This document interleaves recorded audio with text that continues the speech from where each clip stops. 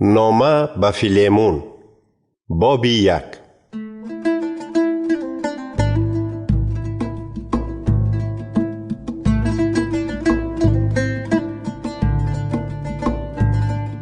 سلام فیلمونی عزیز، دوست و همکار ما.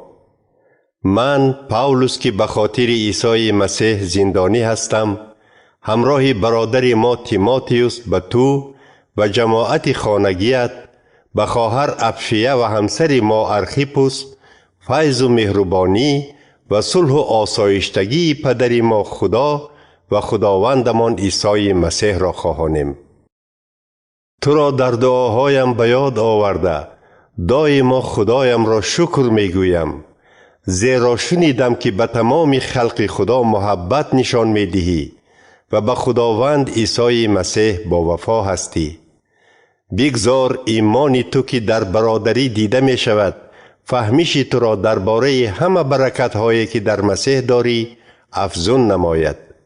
برادری عزیز، محبت تو مرا خیلی خرسند و روح بلند نمود، چون که تو به دل ایمانداران قوت بخشیدی. گرچنده از مسیح اختیار دارم که به تو دلیرانه فرمان دهم، لیکن بهر محبت ما خواستم همچون پاولوس پیر و اکنون زندانی به خاطر عیسی مسیح از تو خواهش کنم.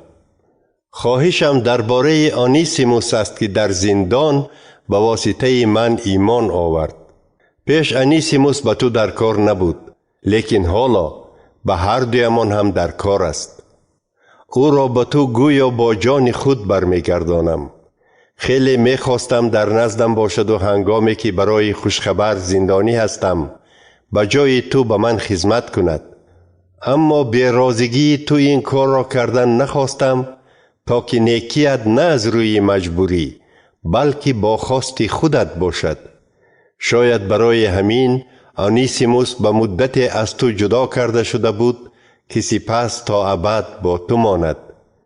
لیکن اکنون او نه چون غلام بلکه خیلی بالاتر همچون برادری عزیزت باشد.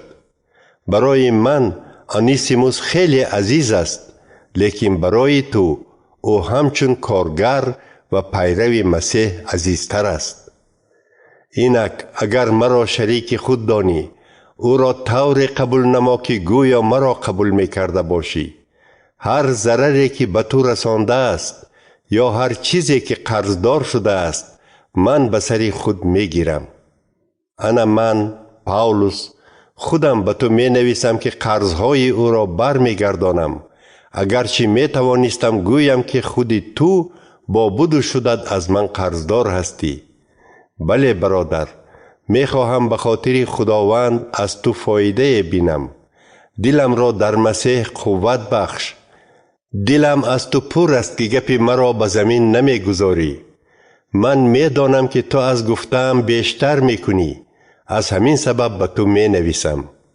باز خواهش دارم که برایم حجره تیار کنی، چون امیدوارم که با دعاهای شما به نزدتان بر می کردم.